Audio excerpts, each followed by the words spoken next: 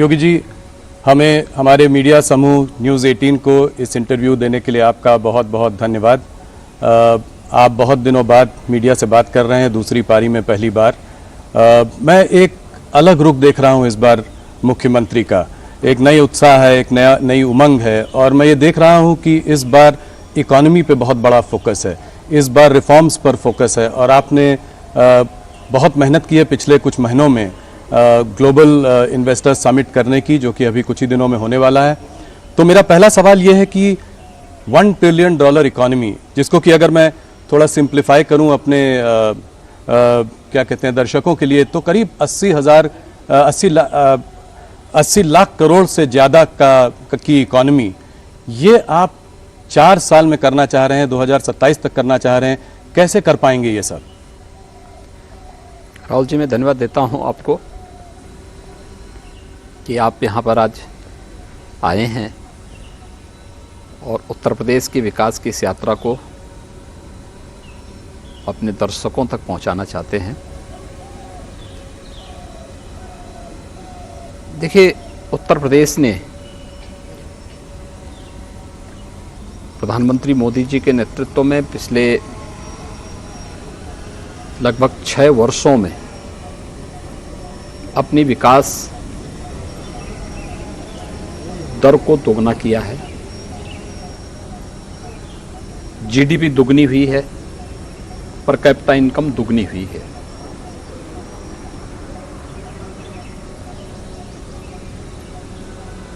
Uttar Pradesh $1 trillion की economy बने हैं। प्रधानमंत्री मोदी जी ने पहले जो यूपी का जो फर्स्ट इन्वेस्टर समिट था फरवरी 2018 में, उस समय इसका एक लक्ष्य हम सबको दिया था। इन्वेस्टर समिट के उन कार्यक्रमों को व्यवस्थित ढंग से आगे बढ़ाने के लिए हम लोगों ने कार्य प्रारंभ किया। इसी दौरान वैश्विक महामारी कोरोना आ गई। कोरोना के कारण बहुत सारी चीज़ें ऐसी थीं जो आगे बढ़ नहीं पाई। उसने इकोनॉमी को भी काफ़ी हद तक उसके मार्ग में एक बाधा खड़ी की थी। लेकिन अब कोरोना से लगभग उत्तर प्रदेश भी, देश भी उभर चुका है।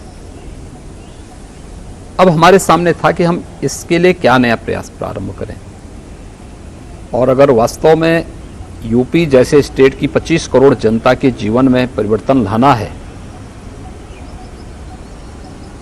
अगर भारत को प्रधानमंत्री जी के विजन के अनुरूप $5 ट्रिलियन की इकोनॉमी बनानी है, तो उत्तर प्रदेश को अपना रोल उसमें अदा करना पड़ेगा। इसके लिए व्यापक रिफॉर्म किए गए। उन सेक्टर्स की पहचान हुई जिनमें यहाँ पे निवेश हो सकता था। 25 ऐसे सेक्टर निकले, उनकी पॉलिसी बनाई गई।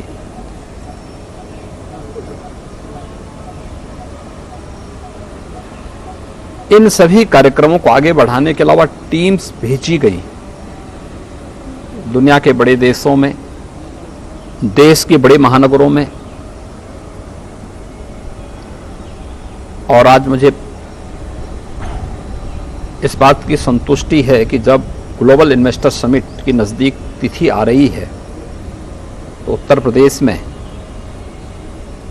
हम लोग उत्तर प्रदेश की जीडीपी से अधिक निवेश के प्रस्ताव लाने में सफल हो जाएंगे।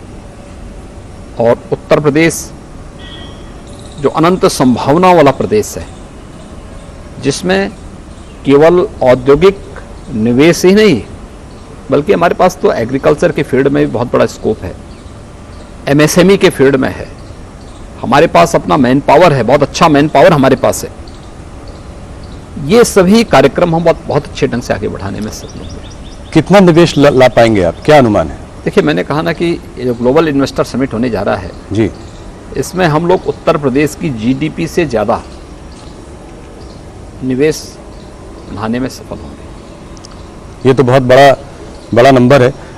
एक चीज़ ये बताएं कि 4 साल में अगर आपको ये लक्ष्य हासिल करना है एक $1 ट्रिलियन इकोनॉमी का, तो आपको 4 गुना आज की इकोनॉमी को करना पड़ेगा, अर्थात करीब 25% की रेट से ग्रो करना होगा। आज हमारा देश 6-7% की रेट से ग्रो कर रहा है। आने वाले समय में भी अनुमान है कि 7-8% अगर रिफॉर्म्स चलते रहे तो उस रेट से ग्रो, तो उत्तर प्रदेश ये ब्रेकआउट ग्रोथ कैसे कर पाएगा? देखिए, उत्तर प्रदेश की अगर ओवरऑल विकास दर आप देखेंगे तो 13 से 14 के बीच में चल रही है। जो दुनिया के अंदर मंदी का दौर चला है, इसको देखेंगे, उसमें से अगर इसको भी माइनस करेंगे तो भी हमारी 8% की इस समय ग्रोथ रेट है। लेकिन मेरा ये मानना है कि यूपी में केवल औद्योगिक निवेश की ही संभावना नहीं है, उत्तर प्रदेश के अन्य सेक्टर्स भी हैं। खासतौर पर देश का सबसे फर्टाइल लैंड हमारे पास है। 11% देश की कृषि भूमि में 20% से अधिक खाद्यान्न उत्पादन यूपी करता है।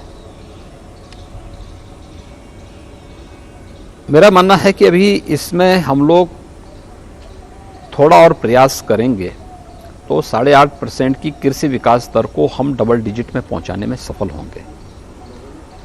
और इस दिशा में पिछले 9 वर्ष के अंदर भारत सरकार के स्तर पर और पिछले 6 वर्ष के अंदर राज्य सरकार के स्तर पर जो प्रयास प्रारंभ हुए हैं, उसके परिणाम आते हुए दिखाई देंगे। इसके अलावा यूपी का जो परंपरागत उद्यम था एमएसएमई का, 96 लाख एमएसएमई यूनिट यूपी के पास मौजूद हैं। सरकार ने उसको थोड़ा प्रोत्साहित किया, थोड़ा पुशअप किया। परिणाम है उसने यूपी के एक्सपोर्ट को दुगने से अधिक कर दिया। रोजगार की अनंत संभावना वाला फील्ड है हमारे पास।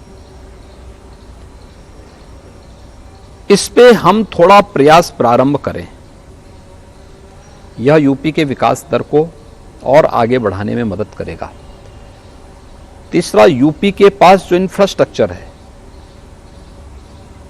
एनसीआर से सटा हुआ है, जुड़ा हुआ है, लेकिन ईस्टर्न पार्ट को जोड़ने के लिए, बुंदेलखंड को जोड़ने के लिए, वेस्टर्न, ईस्टर्न और सेंट्रल पार्ट को जोड़ने के लिए जो कनेक्टिविटी है, एयरपोर्ट्स के निर्माण जो पिछले 6 वर्ष के अंदर यूपी के अंदर हुए हैं जी। या इंटरस्टेट कनेक्टिविटी जिस प्रकार से उसका स्ट्रेंथन हुआ है, लैंड लॉक्ड स्टेट से हट करके आज हमारे पास पूर्वी बंदरगाह से जुड़ने के लिए देश का वाटरवे नंबर 1 आज यूपी के पास मौजूद है। एक्सप्रेस हाईवे का जो जाल यूपी के अंदर पिछले 6-7 वर्षों के अंदर बिछा है, ये सभी चीज़ें यूपी की इकोनॉमी को समयबद्ध तरीके से आगे बढ़ाने और अपने लक्ष्य को प्राप्त करने का एक अवसर देता है। अगले 4 साल में आपको क्या लगता है कितनी नौकरियां दे पाएंगे आप यहाँ पे? ये एक देखिए, मुद्दा भी रहा है पहले। अभी हम लोगों ने पिछले 6 वर्ष के अंदर 5 लाख से अधिक सरकारी नौकरी दी जी। एमएसएमई और विश्वकर्मा श्रम सम्मान के माध्यम से हम लोगों ने प्रदेश के अंदर 1,61,000 से अधिक यूथ को उसके साथ जोड़ने में हमें मदद मिली।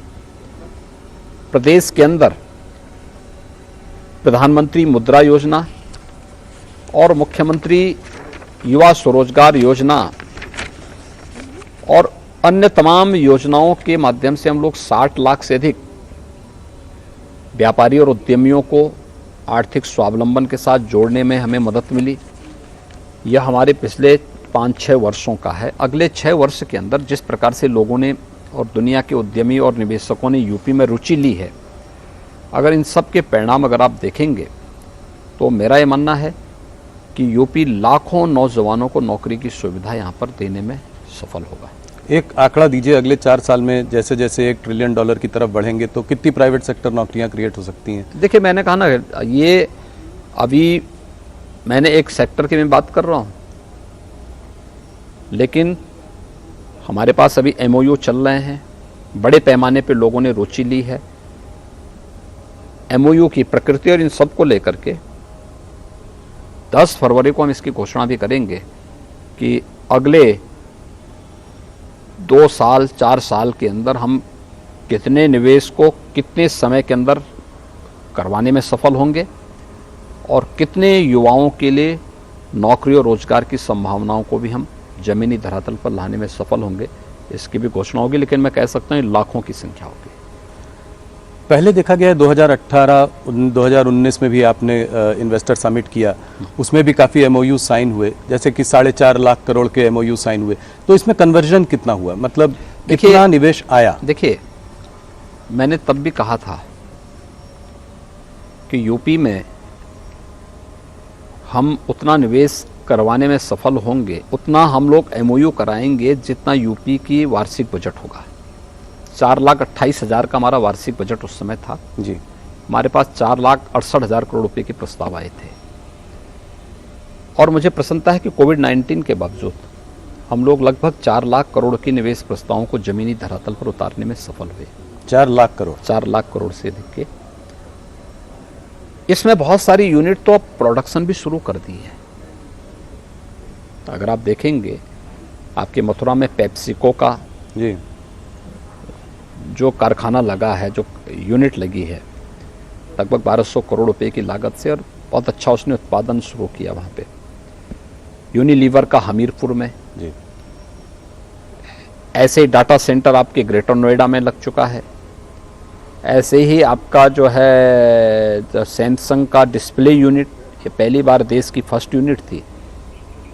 ऐसे हजारों यूनिट यूपी के अंदर अपना प्रोडक्शन भी शुरू कर चुकी है। कौन कौन से सेक्टर्स में आप देख रहे हैं कि निवेश आएगा, इन्वेस्टमेंट आएगा? देखिए, सभी 75 जो 25 के 25 सेक्टर हम लोगों ने तय किए थे, सभी में प्रस्ताव प्राप्त हुए हैं। खासतौर पर अगर आप देखेंगे तो औद्योगिक विकास के साथ साथ यूपी के अंदर इलेक्ट्रिक व्हीकल के उसमें आईटी और आईटीएमएस के क्षेत्र में भी काफ़ी प्रस्ताव प्राप्त हुए हैं। फूड प्रोसेसिंग के क्षेत्र में प्राप्त हुए हैं।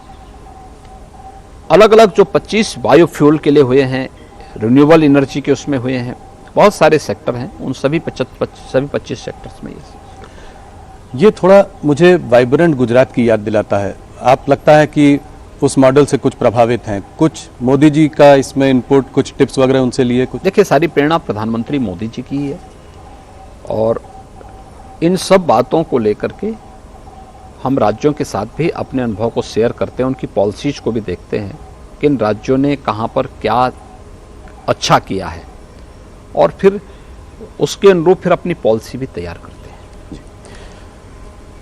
योगी जी, आपका विजन बहुत बड़ा है, सराहनीय है। देखते हैं आगे 4 सालों में कैसे निवेश आता है, उत्तर प्रदेश कैसे प्रगति करता है। कुछ चीज़ें जरूरी हैं अगर आप चाहते हैं कि यहाँ पर इन्वेस्टमेंट आए, जैसे कि law and order situation Uttar Pradesh में, जो कि पिछले 5 सालों में आपने, बल्कि 6 सालों में आपने बहुत अच्छी की है। ईज़ ऑफ डूइंग बिजनेस भी एक इम्पॉर्टेंट मुद्दा रहेगा। नीचे के लेवल पे करप्शन हावी रहता है, तो क्या कहीं पे आप इसकी वजह से कोई फास्ट ट्रैक डेस्क बना रहे हैं चीफ मिनिस्टर्स ऑफिस में, जिसमें से अगर मान लीजिए किसी इंडस्ट्रियलिस्ट को अप्रोच करना पड़े, निवेश लाना हो, तो वो सीधे आपके पास तक पहुंच सके? देखिए, पास पहुंचने की अब नौबत ही नहीं आएगी। उत्तर प्रदेश की लॉ एंड ऑर्डर,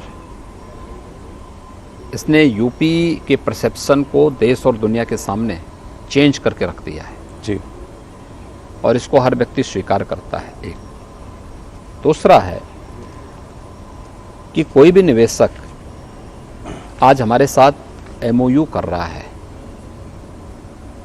तो हमने उसको सिंगल विंडो प्लेटफॉर्म उपलब्ध करवाया है, जहाँ पे 350 से अधिक क्लियरेंस उसको एक साथ एक प्लेटफॉर्म में उपलब्ध हो जाएंगे बिना किसी मानवीय हस्तक्षेप के।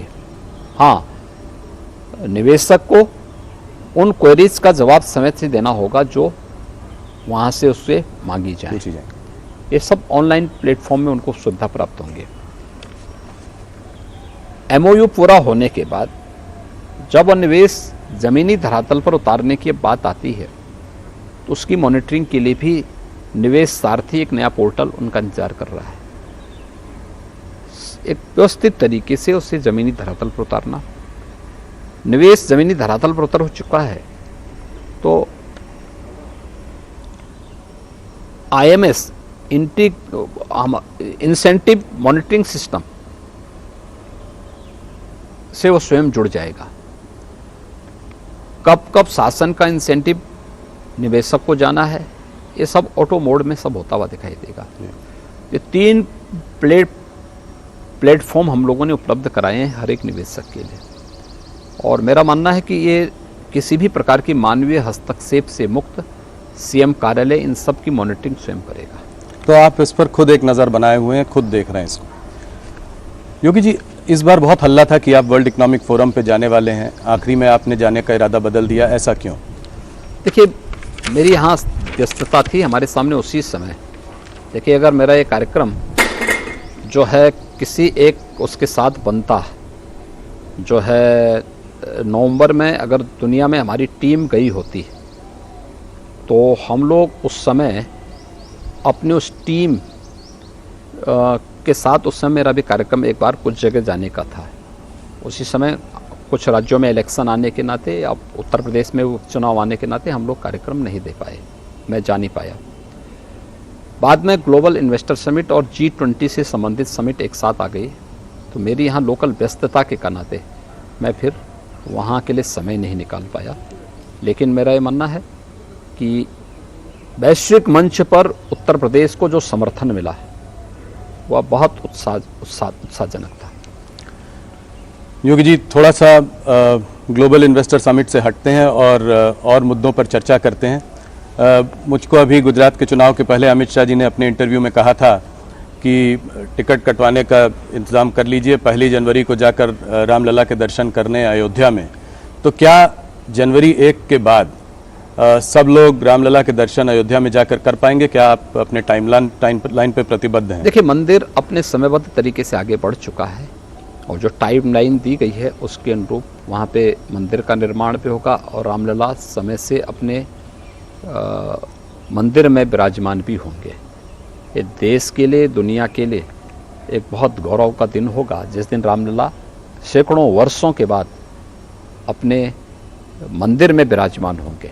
जी, तो इसमें 1 तारीख से दर्शन शुरू हो जाएंगे, जैसा कि उसके बाद से जब भी जो भी कार्यक्रम मंदिर ट्रस्ट तय करेगा उसके अनुरूप सारे कार्यक्रम आगे बढ़ेंगे। एक विवाद पिछले कुछ दिनों में, कुछ महीनों में जो चला है, वो है रामचरितमानस का विवाद, और ऑपोजिशन जो है इस पर काफ़ी हावी है, इस पर चर्चा करती जा रही है। आपका क्या मत है इस पर? आप इसको कैसे देखते हैं? देखिए, जब भी उत्तर प्रदेश के अंदर विकास के किसी बड़े प्रोजेक्ट को लेकर के, बड़ी योजना को लेकर के, बड़े कार्यक्रम को लेकर के हम लोग आते हैं, तो जिन लोगों ने विकास के बारे में कभी सोचा ही नहीं, जिनकी डेवलपमेंट की कोई सोच नहीं है, जो विकास नहीं बल्कि विभाजन पे विश्वास करते हैं, तो वे लोग इस प्रकार की कोई ना कोई बयानबाजी अपना शुरू कर देते हैं। उत्तर प्रदेश के अंदर ग्लोबल इन्वेस्टर समिट एक बड़ा आयोजन है, और इसके साथ ही G20 का समिट, यह उत्तर प्रदेश के लिए भी और देश के लिए भी एक अवसर है, जब वैश्विक मंच पर हम लोग अपनी छवि को, अपने सामर्थ्य को प्रस्तुत करने का एक अवसर हमें प्राप्त होगा। तो विकास और इस प्रकार के अवसर से ध्यान हटाने के लिए यह इस प्रकार की बयानबाजी है, इसके पीछे कोई अन्य हेतु नहीं है। अब जैसे कि काफ़ी सारे, मायावती जी ने कहा कि सबसे बड़ा कॉन्स्टिट्यूशन हमारे लिए सबसे बड़ा है, रामचरितमानस नहीं। आपके अखिलेश जी ने कहा कि हमारा अंबेडकर जी ही हमारा धर्म है। फिर अब वो कह रहे हैं मैं भी शूद्र हूँ, और वो आपसे ये सवाल जो है सदन में पूछना भी चाहते हैं। तो इन सब को आप क्या जवाब देंगे? इससे सीधा साधा जवाब क्या है? सदन में जब प्रश्न आएगा तो प्रश्न का जवाब भी उसी प्रकार का सीधा जवाब सदन में उसका मिलेगा। जो क्या है? मैं कह रहा हूँ, जब सदन में प्रश्न आएंगे, जहाँ से प्रश्न आएगा वहाँ से उसका जवाब भी देंगे। जी, ये रामचरितमानस को उत्तर प्रदेश में जो राम जन्म की भूमि भी है, यहाँ पर उसको जलाया जा रहा है, इसको आप कैसे देखते हैं? क्या आप इस पर कड़ी कार्रवाई करेंगे? क्या कार्रवाई करेंगे? कार्रवाई हो चुकी है जी। और रामचरितमानस एक पवित्र ग्रंथ है, समाज को जोड़ने वाला ग्रंथ है, और रामचरितमानस के प्रति सनातन आस्था जी उत्तर भारत के हर घर में सुंदरकांड के पाठ होते हैं किसी भी मांगलिक कार्यक्रम के अवसर पर। हमें ये नहीं भूलना चाहिए, हर सनातन धर्मावलंबी सुंदरकांड का पाठ कराता है। दूसरा, अक्टूबर से लेकर के सितंबर के अंत से लेकर के और दिसंबर के प्रारंभ तक उत्तर भारत के हर गांव में रामलीलाओं के मंचन होते हैं। रामलीलाओं का मंचन की शुरुआत भी संत तुलसीदास जी ने की थी। रामलीलाएं पूरे गांवों को जोड़ती हैं और जिन लोगों को रामचरितमानस के इस भाव के बारे में जानकारी होती ना, वे लोग इस प्रकार के प्रश्न नहीं उठाते। आखिर उसी रामचरितमानस में निषाद राज का भी चित्रण है और उसी रामचरितमानस में सबरी का भी चित्रण है जी। तो बुद्धि का फेर है। पर राजनीति में बैकवर्ड वोट्स को गैल्वेनाइज करने का एक ये तरीका भी हो सकता है। देखिए, उत्तर प्रदेश की जनता बहुत विभाजन झेल चुकी है और विभाजन के कारण पहचान का संकट भी देख चुकी है। उत्तर प्रदेश की जनता अब बार बार विभाजनकारी ताकतों को ठुकराई है। 14 में ठुकराया, 17 में ठुकराया, 19 में ठुकराया और 22 में भी जवाब दे चुकी है जी। इसलिए अब कोई गुंजाइश नहीं बची है। वो लोग कितना भी माथापच्ची कर लें, उसके लिए कोई गुंजाइश नहीं बची है। आपने तमाम चुनाव की बात की तो 2014 में 71 सीट लेकर बीजेपी यहाँ आई थी, 2019 में 63 सीट, 2024 में आप कितनी सीट देखते हैं? देखिए, 2024 में भारतीय जनता पार्टी 2019 से ज़्यादा सीटें यहाँ पाएगी और बेहतर परिणाम देगी। 2014 की 71 सीट का रिकॉर्ड ब्रेक कर सकती है? मैंने कहा ना, बेहतर परिणाम हम यूपी से देंगे। अच्छा, तो ये कैसे आपको लगता है? मान लीजिए कि सारी पार्टियां साथ एकजुट हो जाएं और एक ही कैंडिडेट आपके खिलाफ खड़ा करें तो क्या होगा? ये 19 में हो चुका है, ऐसा है नहीं कि कोई नया हो रहा है। 19 में सब हो चुका है, ये सारा प्रयोग हो चुके हैं यूपी में। एक कास्ट सेंसस की डिमांड आई है जो कि काफ़ी प्रदेश देख भी रहे हैं, बिहार में काम शुरू भी हो गया है। यहाँ पे उत्तर प्रदेश में अभी तक कुछ इस पर वो नहीं हुई। आप इसको कैसे देखते हैं, क्या करेंगे आप? ये सेंसस की कार्रवाई राज्य सरकार नहीं कराती, भारत जनगणना आयोग कराता है और जो भी उनकी अपनी गाइडलाइन होगी, जो भी उनके कार्यक्रम होंगे, राज्य सरकार उसके अनुसार चलेगी और राज्य सरकार उसी आधार पर अपने कार्यक्रम का। पर क्या आप उसके सपोर्ट में हैं? मैंने कहा ना, जो भी भारत सरकार तय करेगी और जनगणना आयोग तय करेगा, हम उसके साथ में हैं। आपके डिप्टी सीएम केशव मौर्य ने कहा है कि वो इसका समर्थन करते हैं, इस वजह से ही पूछा। किस संदर्भ में मेरी इस संबंध पर चर्चा नहीं हो पाई। आने वाले समय में कुछ इम्पोर्टेंट राज्य के चुनाव आने वाले हैं और मैं ये सवाल आपसे इसलिए पूछ रहा हूँ क्योंकि आप स्टार कैंपेनर हैं, आप अलग अलग प्रदेशों में जाते हैं भारतीय जनता पार्टी के लिए कैंपेन करने। तो आप कर्नाटका में, मध्य प्रदेश में, राजस्थान में और छत्तीसगढ़ में जो चार बड़े प्रदेशों में जो चुनाव हो रहा है, इसमें आप भारतीय जनता पार्टी के प्रोस्पेक्ट्स को कैसे देखते हैं? देखिए, भारतीय जनता पार्टी की जहां भी सरकारें हैं, उन्होंने बहुत अच्छा प्रदर्शन किया है। बिना भेदभाव के योजनाओं का लाभ समाज के हर तबके तक पहुंचाया है। दूसरा, भारतीय जनता पार्टी का मतलब डबल इंजन की सरकार। तब शासन की गति मीटर गेज की नहीं होती, बुलेट ट्रेन की होती है और यह भारतीय जनता पार्टी शासित राज्यों में देखने को मिलता है। वहाँ विकास के कार्य हों, वहाँ पर लोक कल्याणकारी योजनाओं को जमीनी धरातल पर उतारने का हो या गरीब कल्याणकारी योजनाओं का लाभ हो, समाज के प्रत्येक तबके को बिना भेदभाव के प्राप्त होती हैं, हो रही हैं और ये चीज़ें हमें बहुत अच्छे ढंग से वहाँ देखने को मिलती है। कर्नाटका में थोड़ा बहुत ऑपोजिशन देखा जा रहा है कि कुछ समय से थोड़ी प्रबल है, जैसे कि कर्नाटका में भारतीय जनता पार्टी की सिचुएशन उतनी अच्छी नहीं लग रही है। राजस्थान में भी अशोक गहलोत मजबूत हैं, मध्य प्रदेश में कमलनाथ जी से कांटे की टक्कर की उम्मीद है, छत्तीसगढ़ में भूपेश बघेल जी की भी सरकार जो है काम कर रही है। तो इन सब के रहते आपको उम्मीद है कि क्या इन 4 राज्यों में भारतीय जनता पार्टी सरकार बना पाएगी? देखिए, कांग्रेस के कुशासन से देश उब चुकी है। राजस्थान हो या छत्तीसगढ़, दोनों जगह जनता में एक असुरक्षा का सा वातावरण है। डेवलपमेंट के कार्य बाधित हुए हैं। शासन की योजनाओं का लाभ ईमानदारी से समाज के प्रत्येक तबके को नहीं प्राप्त हो पा रही है। लेकिन इसके ठीक विपरीत अगर आप देखेंगे, मध्य प्रदेश हो या कर्नाटक, विकास एक स्पीड पकड़ा है। और मैंने कहा ना कि जब सेंट्रल में जिस विचारधारा की सरकार है वही उसी पार्टी की सरकार राज्य में है, तो विकास की दर दुगनी होती है, कई गुना बढ़ती है।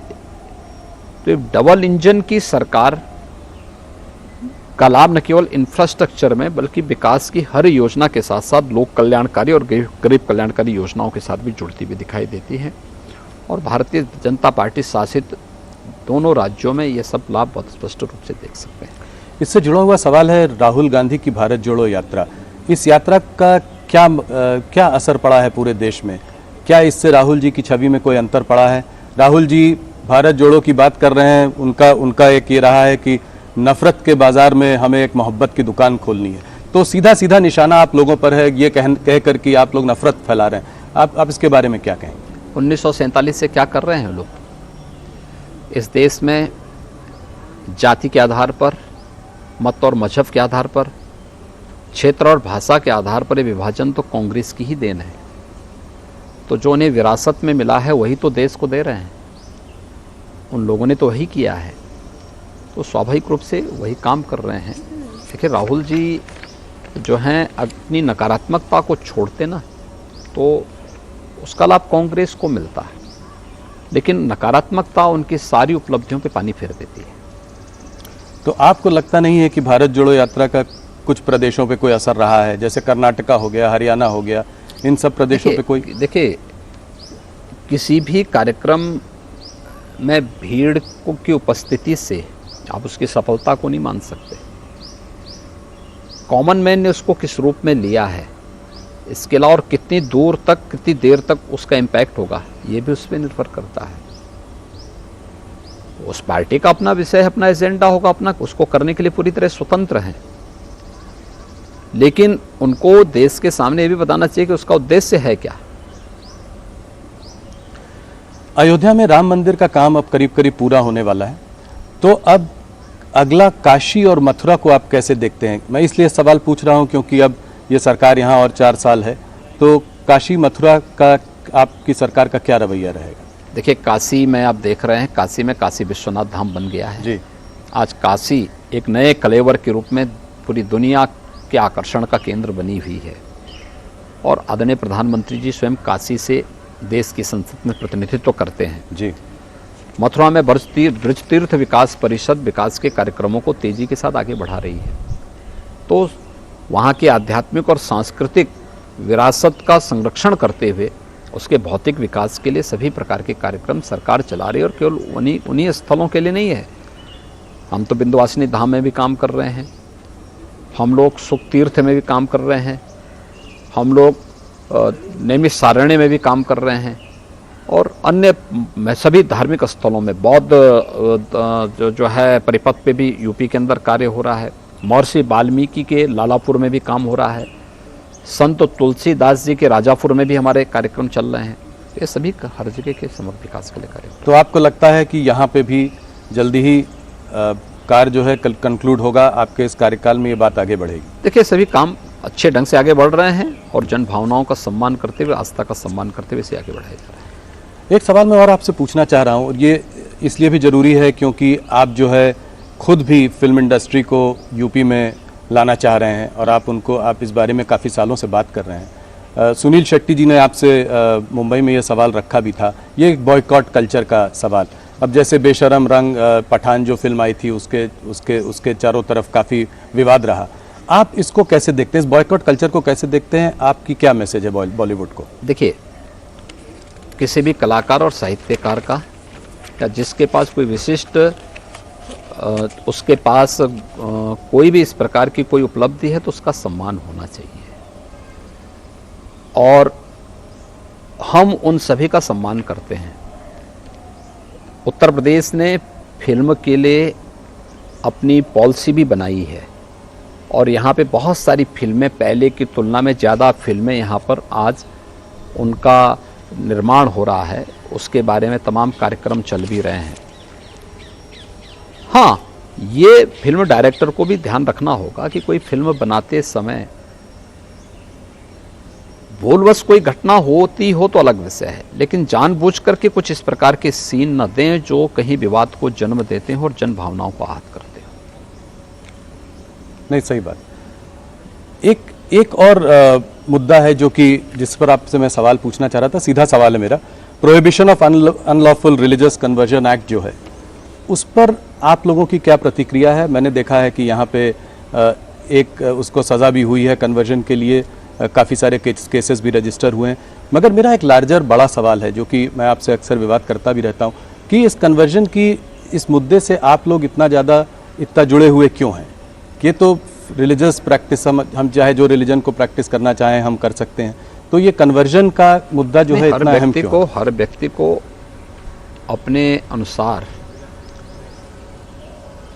अपनी उपासना विधि चुनने का अधिकार है जी।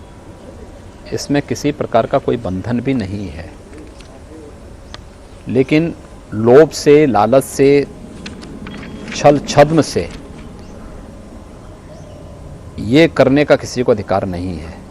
एक दूसरा, रिलीजियस डेमोग्राफी एक सच्चाई है, इसे भी हमें स्वीकार करना होगा, और अगर ये सच्चाई नहीं होती तो 1947 में देश का दुर्भाग्यपूर्ण विभाजन भी नहीं होता है। तो डेमोग्राफिक इम्बैलेंस को कैसे करेक्ट करेंगे? ये इसके लिए कोई लॉ लाने की बात है? ये हमारे यहाँ ऑलरेडी हमारे यहाँ एक्ट बन चुका है, हम 20 में एक एक्ट बना चुके हैं जी। यूपी गवर्नमेंट इस संबंध में अपना एक्ट बना चुकी है और उसको लागू भी कर चुकी है, उसी में सजा हो रही है। जिससे आपको लगता है कि आने वाले समय में ये डेमोग्राफिक इम्बैलेंस ठीक मैंने कहा ना, ये सभी चीजें हम लोग पहले से इसके बारे में सतर्क होकर के अपना कानून बना चुके हैं, हम उसको लागू भी कर चुके हैं। योगी जी, मैं आपसे इस बारे में भी पहले भी चर्चा कर चुका हूं। मैंने आपसे सवाल किया था कि आपका मुसलमानों से क्या रिश्ता है। मैं उसी सवाल को थोड़ा आगे ले जाना चाहता हूं कि मुसलमानों को आप कैसे जोड़ेंगे अपने साथ? मोदी जी भी आजकल कोशिश कर रहे हैं कि जो है पासमानदा मुसलमानों को जो है अपने साथ जोड़ा जाए। ये भी गरीब वर्ग है, पिछड़ा हुआ वर्ग है, इसको भी अपने संग जोड़ा जाए। तो आप इनको कैसे जोड़ेंगे? देखिए, किसी को जोड़ने के लिए व्यक्ति, जाति, मत और मजहब नहीं, बल्कि शासन की योजनाओं के माध्यम से उनके साथ सीधे संवाद का कार्यक्रम। और आज उत्तर प्रदेश की कानून व्यवस्था अच्छी हुई है, पर्व और त्यौहार शांतिपूर्ण तरीके से मनाए जा रहे हैं। अगर हिंदुओं के शांतिपूर्ण तरीके से कार्यक्रम हो रहे हैं तो मुसलमानों को भी शांतिपूर्ण तरीके से हो रहे हैं। आज सुरक्षा का एहसास, अगर हिंदू बेटी सुरक्षित है तो मुस्लिम बेटी भी सुरक्षित है। तो हर व्यक्ति को इन चीज़ों का लाभ मिल रहा है, उनको एहसास हो रहा है कि सुरक्षा और सुशासन का लाभ किस रूप में आगे मिल सकता है। ये चीज़ें उनको देखने को मिल रही, तो उसका लाभ सबको मिल रहा है, और ये जोड़ने का सबसे अच्छा माध्यम। दूसरा, शासन की योजनाएं, कोई भी योजना हो, बिना भेदभाव के योजनाओं का लाभ उनको प्राप्त हो रहा है। ये नहीं पिक एंड चूज नहीं कि ये मेरा है तेरा है, ये नहीं हो सकता है। जिस दिन लोकतंत्र की सबसे पवित्र भावना तुष्टीकरण नहीं है, लोकतंत्र की सबसे पवित्र भावना है कि समभाव से हम शासन की योजनाओं का लाभ सबको दें, और सबका साथ, सबका विकास, सबका विश्वास और सबका प्रयास, यही लोकतंत्र का मूल भाव भी है, और यही जोड़ने का एक आधार भी है। आरएसएस के मोहन भागवत जी ने कुछ दिनों पहले कहा था कि हिंदुस्तान में मुसलमानों को डर के रहने की ज़रूरत नहीं है, इस्लाम को यहाँ कोई थ्रेट भी नहीं है, मगर उनको अपना एटीट्यूड थोड़ा बदलना पड़ेगा। हम बड़े हैं, हम एक समय राजा थे, हम फिर से राजा बनना चाहते हैं, ये छोड़ना पड़ेगा। क्या आप इस बात से सहमत हैं? हाँ, माननीय सरसंघ चालक जी ने जो बात कही है एकदम सही परिप्रेक्ष्य में कही है। हमें तो भारतीय दृष्टिकोण को अपनाना पड़ेगा। अगर हम भारतीय सब हर नागरिक को जाति मत और मजहब से ऊपर उठ करके पहले अपने को एक भारतीय नागरिक मानना पड़ेगा अपने आप को। और भारत का दृष्टिकोण भी यही कहता है कि ये मेरा है, ये पराया है। ये तो छोटी बुद्धि के लोग करते हैं। विराट सोच वालों के लिए तो पूरी दुनिया ही एक परिवार है। तो सबको एक समग्र दृष्टि से देखने का प्रयास अगर हम करेंगे तो कहीं कोई विवाद ही नहीं होगा। जी योगी जी, आप उत्तराखंड से आते हैं, आप उस प्रदेश से जुड़े हुए भी हैं।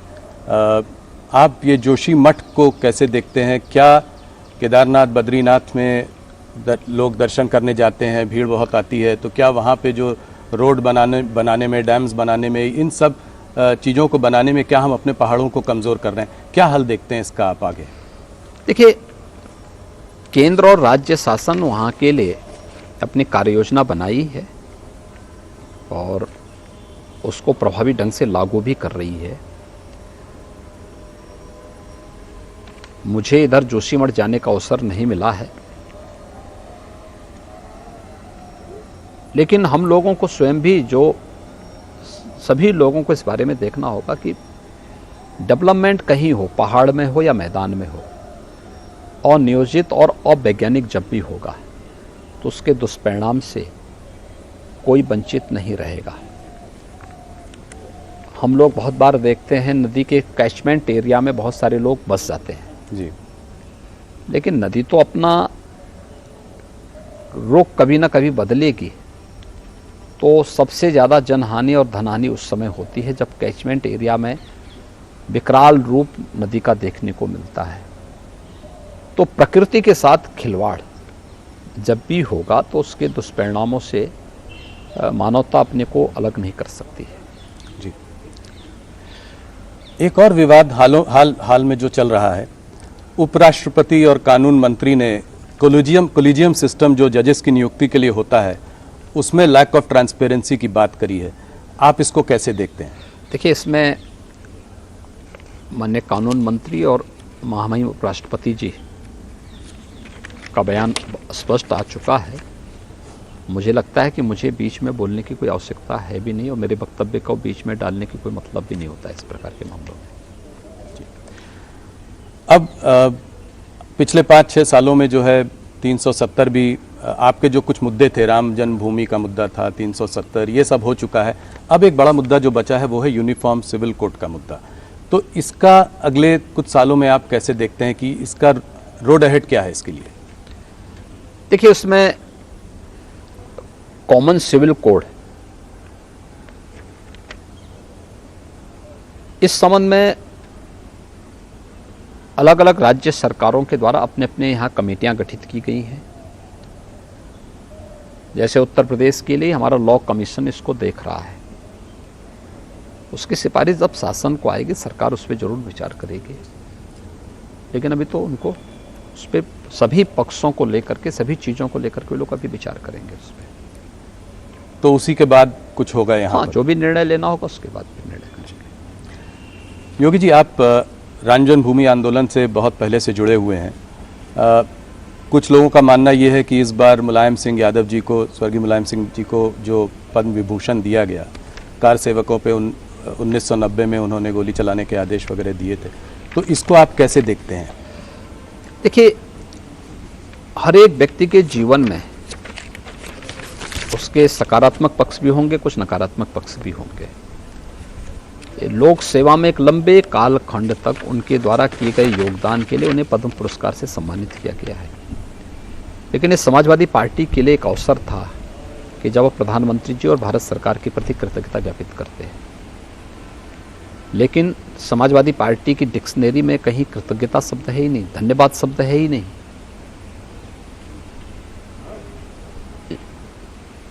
और वो इस प्रकार के सम्मान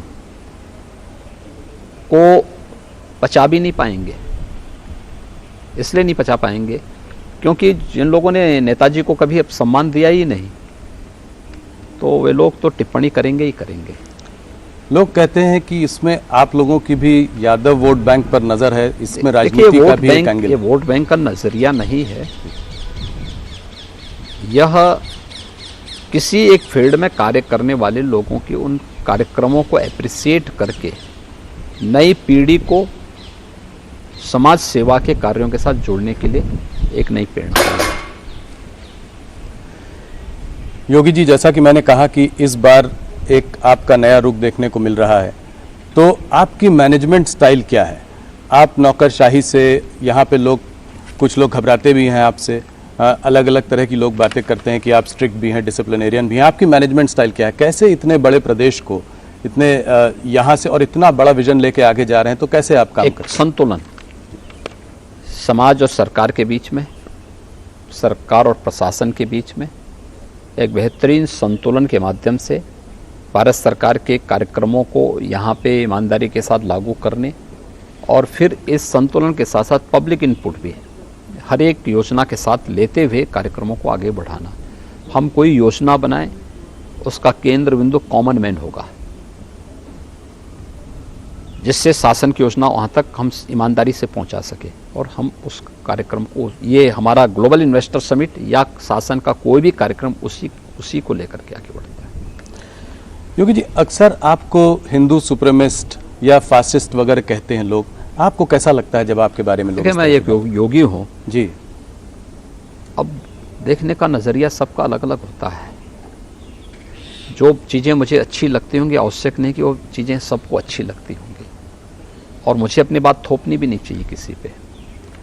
तो अगर उनको ये लगता है तो मैं तो वही हूँ जो मैं हूँ, लोग मुझे जिस रूप में जानते हैं।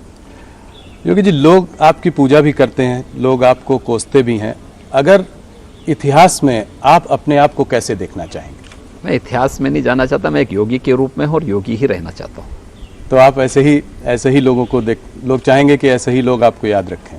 मैं क्या कर रहा हूँ, क्यों याद रखने की बात ही नहीं आती। मैं योगी के रूप में काम कर रहा हूँ, एक योगी के रूप में ही अपना जीवन आगे बढ़ाना चाहता हूँ। आपने हम लोगों को इतना समय दिया, आपने अपने उत्तर प्रदेश के विजन को समझाया, आपका बहुत बहुत धन्यवाद। मैं कह रहा हूं कि मैं आज अपने सुबह कॉलीग से कह रहा था कि बुलडोजर बाबा से अब आप बिग बुल बाबा की तरफ जा रहे हैं, मतलब एक रिफॉर्मर, मॉडर्नाइजर, मार्केट्स की ओर भी आपकी एक नज़र है। धन्यवाद जी, बहुत बहुत धन्यवाद।